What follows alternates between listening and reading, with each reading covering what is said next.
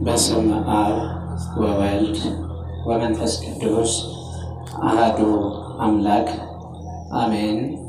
ክርስቶስ ተንሥአ እሙታን አሰሮ ለሰይጣን ሰላም ኮነ።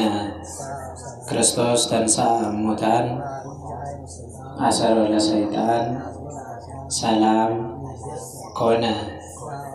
ክርስቶስ ተንሥአ እሙታን አሰሮ ለሰይጣን ሰላም ኮነ። ጌታችን አምላካችን መድኃኒታችን ኢየሱስ ክርስቶስ በራሱ ኃይልና ስልጣን ከሙታን መካከል በኩር ሆኖ በሦስተኛው ቀን ተነሳ። አዳም ነፃ ወጣ፣ ዲያብሎስ ታሰረ፣ ለሰው ልጆችም ሰላም ፍቅር ሆነ። እንደምን ቆያችሁ? እንደምን ዋላችሁ? አሜን። የአምላካችን የልዑል እግዚአብሔር ስም የተመሰገነ ይሁን። የትምህርታችን ርዕስ የሚሆነው ያደረግኩላችሁን ታስተውላላችሁን በሚል ይሆናል። ምን አልኳችሁ? ያደረግኩላችሁን ታስተውላላችሁን በሚል ነው። ወይም ባጭሩ ታስተውላላችሁን ብላችሁ ያዙ።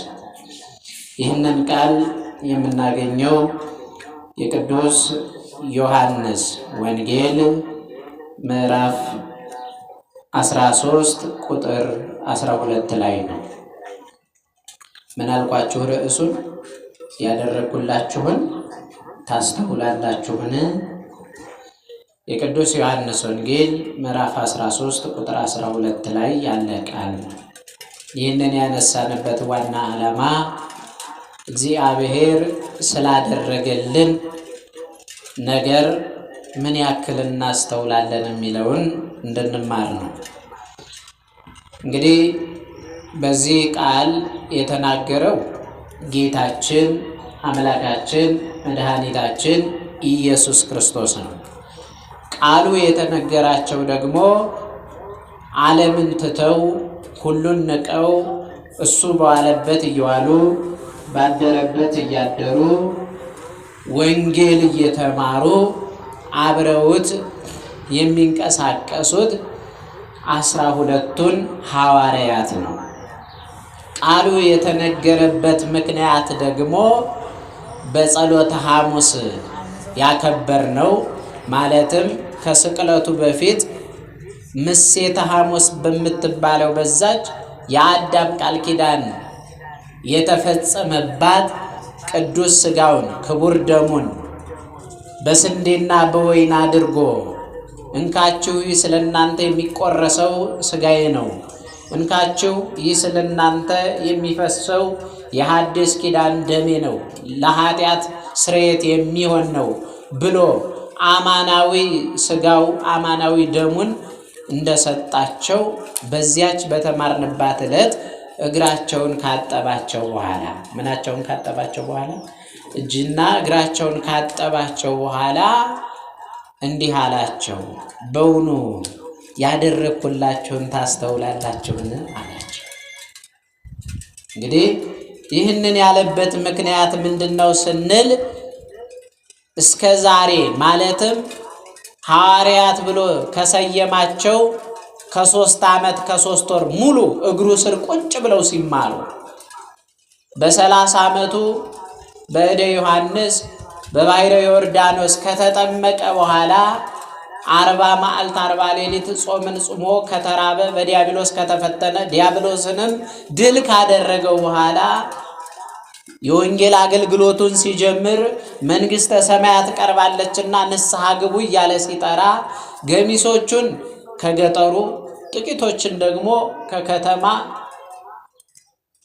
ከተለያየ የሥራ መስክ ቤተሰብ የመሰረቱም ቤተሰብ ያልመሰረቱም ከዛ ሁሉ ተውጣተው 12 ሰዎችን መርጦ ወንጌልን ያስተምሩ ዘንድ ሲልካቸው ለእጃችሁ ብርና ወርቅ አትያዙ፣ ያላችሁ ይበቃችኋል፣ በነፃ የሰጣኋችሁን በነፃ ስጡ ብሎ ዓለም ቢያልፍም የማያልፍ ስልጣነ ክህነትን የሰጣቸው ሐዋርያትን እግራቸውንና እጃቸውን ካጠባቸው በኋላ በመጨረሻይቱ ያቺ የመጨረሻዋ እሱ ከነሱ የሚለይበት እነሱ የሱን ጽዋ የማይጠጡበት ይልቁንም የሚበተኑበት እረኛው ሲመታ መንጋው እንደሚበተን ያቺ ምሽት በደረሰች ሰዓት ግን ያደረኩላችሁን ምን ትላላችሁ ታስተውላላችሁን አላቸው። 3 ዓመት ከ3 ወር ከሱ ጋር ነበሩ።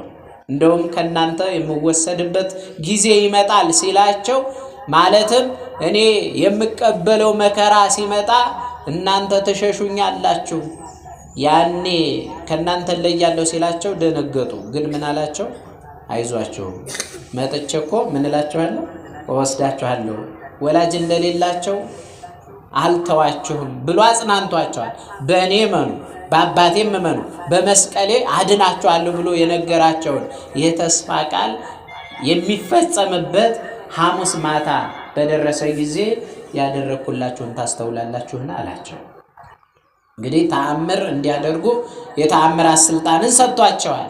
ድዊ እንዲፈውሱ፣ ዕውራን እንዲያበሩ፣ ለምጻም እንዲያነጹ፣ ሙት እንዲያስነሱ በጸጋ ላይ ጸጋን አድሏቸዋል። ምክንያቱም ቅዱስ ዮሐንስ በወንጌሉ ለተቀበሉትም የእግዚአብሔር ልጆች ይሆኑ ዘንድ ስልጣንን ሰጣቸው ብሎ በምዕራፍ 1 ቁጥር 12 ላይ እንደተናገረ የእግዚአብሔር ልጅነት ስልጣንን አገኙ። በልጅነት ላይ ደግሞ ጸጋን ተቀበሉ። እኔና እናንተም በ40ና በ80 ቀናችን የእግዚአብሔር ጸጋ ማደሪያ እንሆን ዘንድ የመንፈስ ቅዱስ ቤት ሆነን እንሰራ ዘንድ እንጠመቃለን። ምስጢረ ሜሮንን እንታተማለን። በቅዱስ ሥጋው በክቡር ደሙ ልጅነታችን ይጸናል ማለት ነው። ከዚህ በኋላ ደግሞ በሃይማኖት እንድናድግ ቤተክርስቲያን ደግሞ ካህናትን መድባ እየኮተኮቶች ታኖረናለች፣ ታስተምረናለች ለምግበ ሥጋም ለምግበ ነፍስ።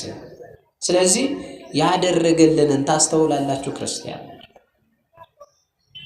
እና ደቀ መዛሙርቱን ምናልባት ይህንን ቃል የነገራቸው ማስተዋል ጠፍቶባቸው ነው ማለት ነው።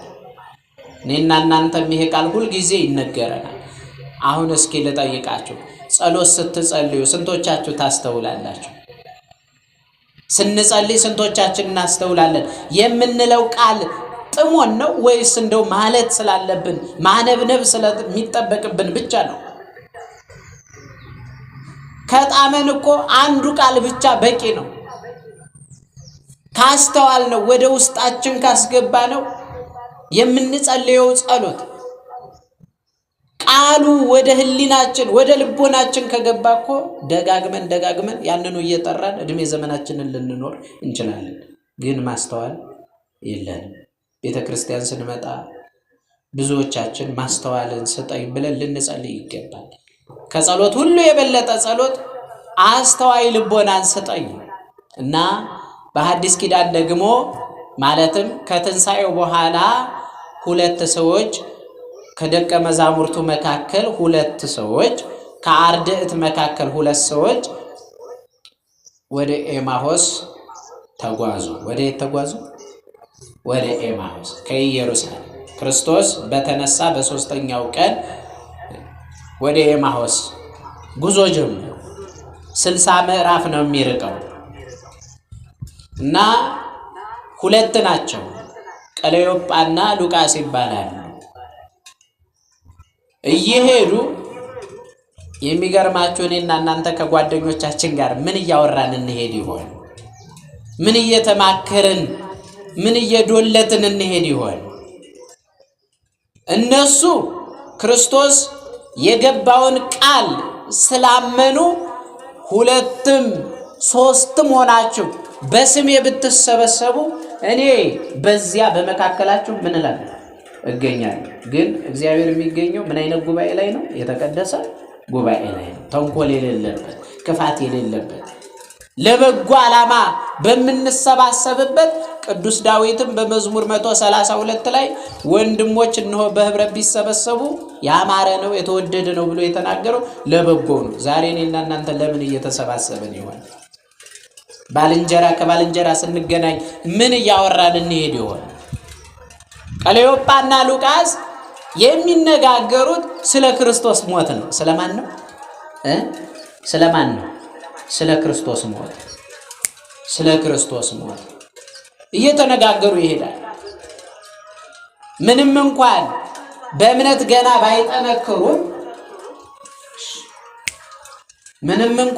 ባይጠነክሩም እንደው እንዴት ያለ ብርቱ ነብይ ነበር እያሉ ነው የሚያወሩት።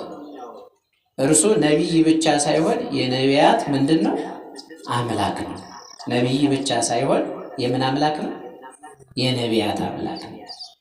ለነቢያት ጸጋን የሰጠ ሀብተ ትንቢትን የሚያድል የነቢያት አምላካቸው ተስፋ ያደረጉት በሩቅ አይተው የተሳለሙት የናፈቁት እናንተ ያያችሁትን ሊያዩ የናፈቁ ነበሩ ብሎ የተነገረላቸው የነሱ አምላክ ነው።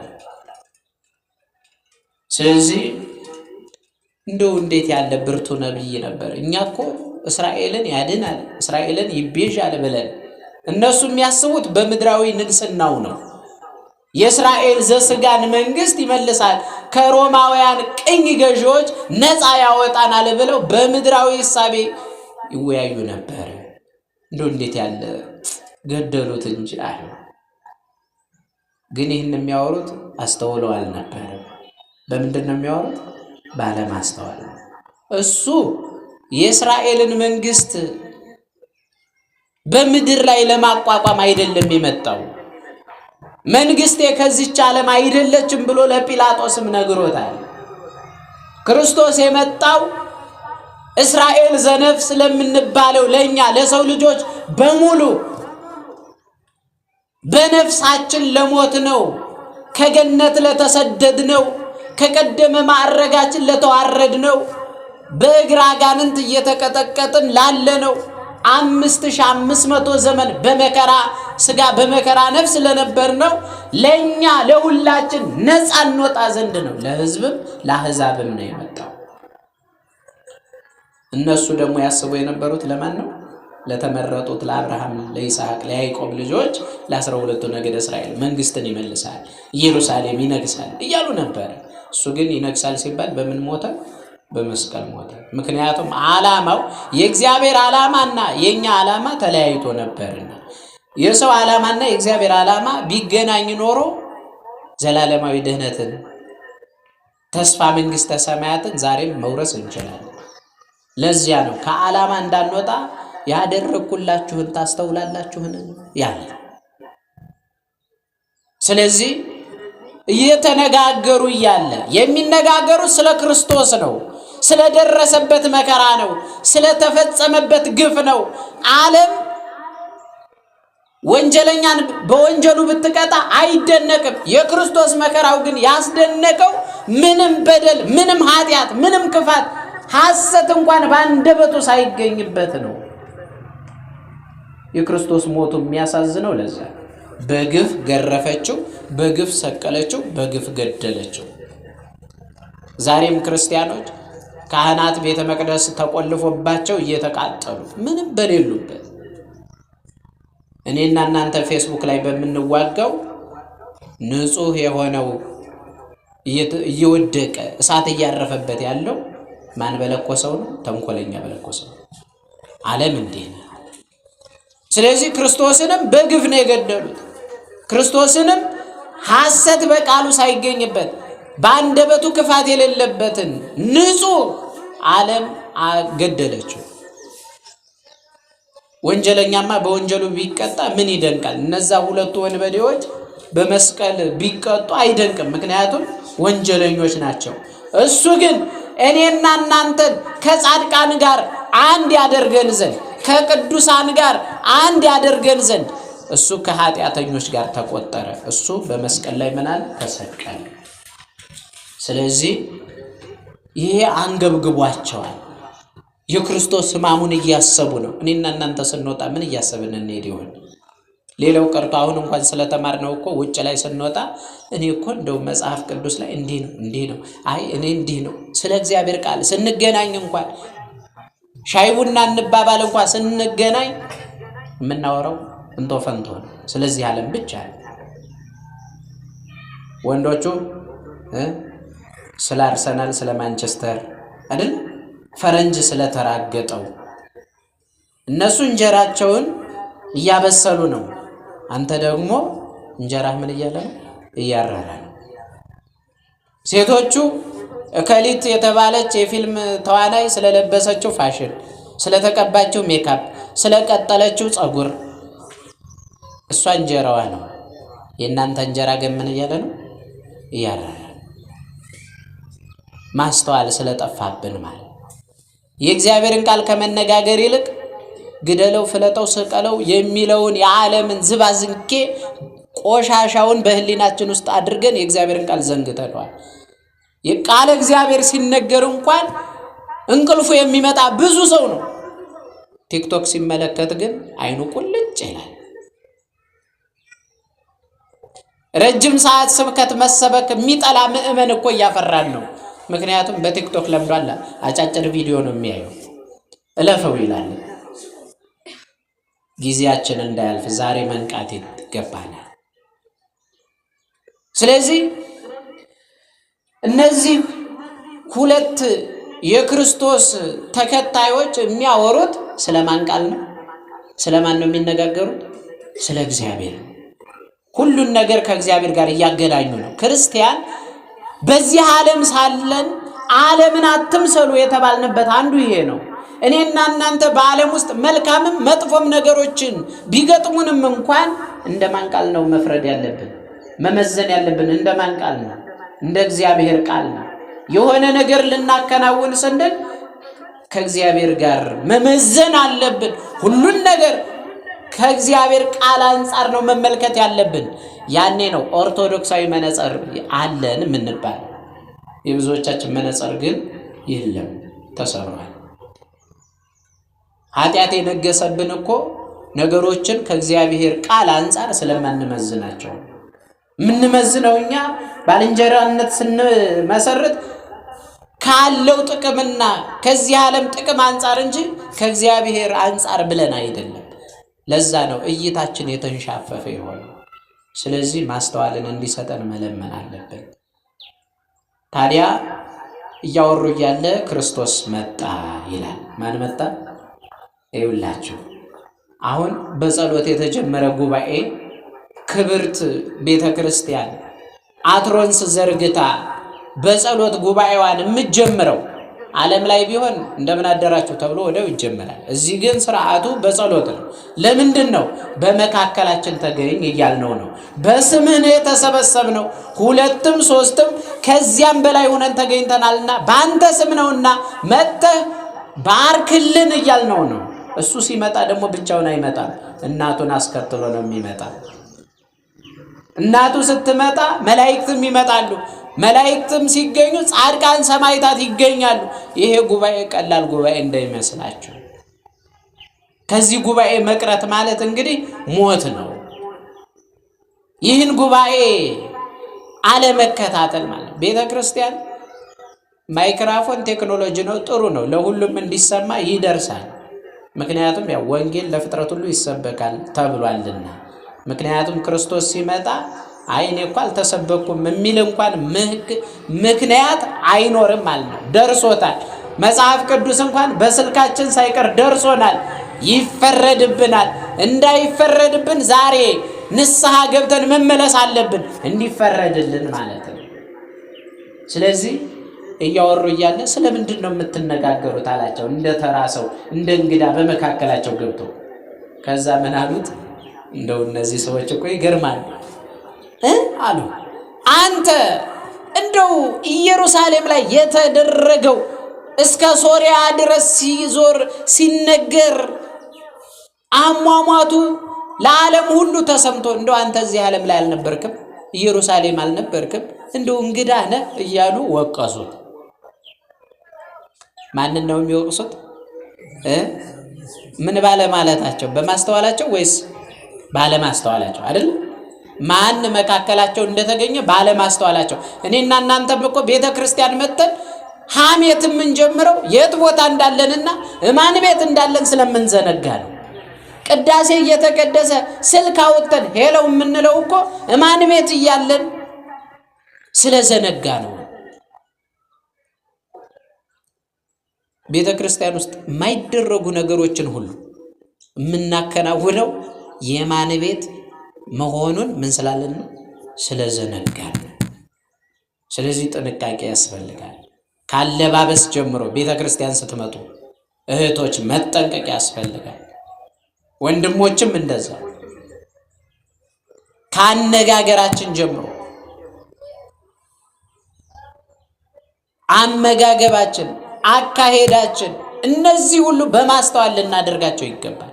አለበለዚያ ይፈረድብናል እና ወቃሽ ሆኑ። እነሱ ማስተካከል ሲገባቸው እሱን መውቀስ ጀመሩ። በኋላ ግን የተማረ ሊቅ መሰላቸው። እያስተማራቸው ነው። እንዴ አላነበባችሁም? አታስተውሉም? ክርስቶስ ይህ ሁሉ ሕማምና መከራ እንዲገባው እኮ በነቢያት ተነግሮለታል፣ በመዝሙርም ተገልጦለታል። የሰው ልጅ በሰው እጅ ተላልፎ ዓለም የሐሰት ፍርድ ፈርዳበት እንደሚገደል ንጹሕ ክርስቶስ መስዋዕት እንደሚሆን በመዝሙር ተዘምሯል፣ በትንቢትም ተተንብዮአል። እንዴት አታስተውሉም? እያለ መጽሐፍትን እያጣቀሰ ሲነግራቸው ልባቸው ይነድ ነበር ይላል። ሰው አሁን እያጣቀሰ ሲረዳ ቃለ እግዚአብሔርን እንዲህ ቁጭ ብሎ እየተማረ አሃ ለካ የቤተ ክርስቲያን ትምህርት እንዲህ ነውን እያለ እያመዛዘነ ወደ ህሊናው ሲመገብ ማስተዋል ሲጀምር ልቡ በፍቅር ይቃጠልበታል። ስለዚህ እነሱም ልባችን ይነድ ነበራል። በኋላ እንደው አላፊ መንገደኛ መሰላቸውና መሽቶ ነበርና እነሱ ኤማሆስ እንደደረሱ እኛ ጋር እደር አሉት። ማን ጋር እደር? ክርስቲያኖች እኛ ቤት ማንን እያሳደር ነው ይሆን? እግዚአብሔርን ወይስ ደግሞ አይደለ? እኛ ቤት እያደረ ያለው ቅዱስ መንፈስ ነው ወይስ በባልና በሚስት መካከል እያደረ ያለው፣ በቤተሰብ መካከል እያደረ ያለው፣ በእኛና በጎረቤቶቻችን መካከል እያደረ ያለው ምን አይነት መንፈስ ይሆን? ባልና ሚስት አሉ እየተጨቃጨቁ ውጭ ላይ ጋኔን ተሰብስበው፣ ያው ጋኔን ለአንድ ነው፣ አጋንንት ለብዙ ነው እና አለቃቸው ቁጭ ብሏል። ባልና ሚስት አንዳንድ ይሰዳደባል። አንደኛው በጣም ቸኩሏል። አሁን እንግባ ይላል። ቆይ አልተጠራንም አለ። ምን አላልንም? አልተጠራንም ቆይ አለ። ከዛ ባል መጨረሻ እንደው ትዕግስቱ አለቀና ምን አለ? እንግዲህ ሰይጣኔን አታምጪው አለ። ምንን አታምጪው? ተመልከቱ እንግዲህ። ምክንያቱም ሰው የእግዚአብሔር ማደሪያ ካልሆነ ብቻውን ወና ሆኖ እንደዚህ እንደ ቤት ወና ሆኖ አያድርም። ወይ የእግዚአብሔር ማደሪያ ይሆናል ወይ ደግሞ የዲያብሎስ ማደሪያ ይሆናል። እኔና እናንተ ላይ የነገሰ ያደረ ማን ይሆን? ራሳችንን እንመርምር። ስለዚህ የዚህ ጊዜ ምን አለ? አሁን ተጠርተናል እንግባ አለ። ባል ዘነዘና አንስቶ ሚስቱን ሰጥ አይደል? እኛ በጋበዝናቸው እኮ ነው። እኛ ስንጋብዘው ነው ሰይጣን ወደኛ የሚቀርበው። ስለዚህ እነዚህ ሁለቱ ቀለዮጳና ሉቃስ ምን አሉ? መሽቷልና ጌታ ሆይ ከኛ ጋር እደር አሉት። እሺ አለ። በዮሐንስ ራእይ ላይ እነሆ በደጅ ቆሜ አንኳኳለሁ፣ ለሚከፍትልኝ ከሱ ጋር ገብቼ ራት አብሬው ምን እላለሁ? እበላለሁ ብሏል። የልባችንን መዝጊያ እንድንከፍትለት ቅድስት ቤተ ክርስቲያናችን ስዕለ አድኅኖ ላይ እግዚአብሔር ከዘራ ይዞ ቀኑ መሸት ብሎ በሩን እንዲህ እየመታ ይሳላል። ያኮ ንስሐ ነው። የልብን በር እንድንከፍት ነው። ወንጌል እኮ ነው። ስዕላት እኮ እኛ ዝም ብለን አይደለም፣ ወንጌል ስለሆነ ነው። ወንጌል መስበኪያ ነው። ቅዱሳት ስዕላት ወንጌልን የምንማርባቸው ናቸው። እነሱ ፊት ቆመን ስንጸልይ ለስዕሉ ባለቤት ነው የምንጸልየው። ስለዚህ ተአምራት ይደረግባቸዋል፣ ልናከብራቸው ይገባል። ታዲያ ግባ አሉት፣ ገባ። እንጀራን ቆርሶ ባርኮ ሰጣቸው ይላል። ምንን ቆርሶ? እኔና እናንተ ስንበላ ባርከን ነው የምንበላው። ስፍር አይደለም። እንደውም አንዳንድ ህፃናት ተሽለው አረ እናቴ ሰንበት ትምህርት ቤት እኮ ባርካችሁ ብሉ ተብለናል። አንድ ህፃን ልጅ እቤታቸው ውሻ ነበርና እንጀራ ሲወረወርለት ውሻው ያው በስማምን አያውቅም። ምንድነው የሚለው? ጉርስ ነው የሚያደርገው። ከዛ ህፃኑ ሊበላ ሲል በስማን በል ይሉታል። እንዴ እናቴ ቦቢ እኮ ዝም ብሎ ነው የሚበላው፣ እኔ ለምንድን ነው በስማም እምለው አለ። አይ የቦቢ አባት እኮ ስላላስተማረው ነው፣ አንተ ግን እኛ እያስተማርና አይደለ፣ ስለዚህ ባርከህ ብላ አሉት። እሻለና እንደዛ ለምዶ እየበላ አንድ ቀን አንድ እንግዳ እዛ ቤት መጣ እና ራት ቀርቦ ያ እንግዳ ለካ በስማምን አያውቅም። እንደው ሰፍር ሲል ያለ ጭንቅላቱን ይዞ እያለ ጮኸና ምን ነው ሲል የቦቢ አባት አገኘሁት አለ። የማንን አባት? ስለዚህ ስንመገብ ተውት፣ እንደው ረጅሙን ጸሎት ይሄ ከአትብ ገጽ ከሚለው ጀምሮ ተውትና አቤቱ ይህንን ለኛ ስለሰጠህ እናመሰግናለን፣ ለሌሎችም እንዲሁ ስጥልን ብሎ በጎ ምኞት መመኘት እኮ አንድ መስመር ጸሎት የለም። ኧረ ስፍር ነው። ስብሃትም ይቅር እንደው ረጅሙን ጸሎት ያው መማር አለብን፣ ግዴታችን ነው። እንግሊዘኛን ፈግታችሁ እየተማራችሁ አረበኛን፣ ጀርመነኛን ሰው እንኳን ያጠናል፣ ቻይነኛን አይደለም። የራሳችሁን ነገር ግን ለምን አትማሩም? እነ የኔታ እግር ስር መተን ግዕዝን አበጥረን ብናወራው ምን ችግር አለ ነበር እኮ ደግሞ የኛው ነው። ዛሬ ግን አሁን ቅዳሴው ሲቀደስ በግዕዝ ስለሆነ ብዙ ሰው ስለማያስተውል ቁጭ በሚባልበት ይቆማል፣ በሚቆምበት ደግሞ ምን ይላል? ቁጭ ነው። ስለዚህ የራሳችሁንም ተማሩ። እንደው እሱ እንኳን ባንችለው ለወዳውም እንኳን ስለሰጠህን ምን እንልሃለን? እናመሰግናለን። ስለሰጠህን አቤቱ እናመሰግናለን።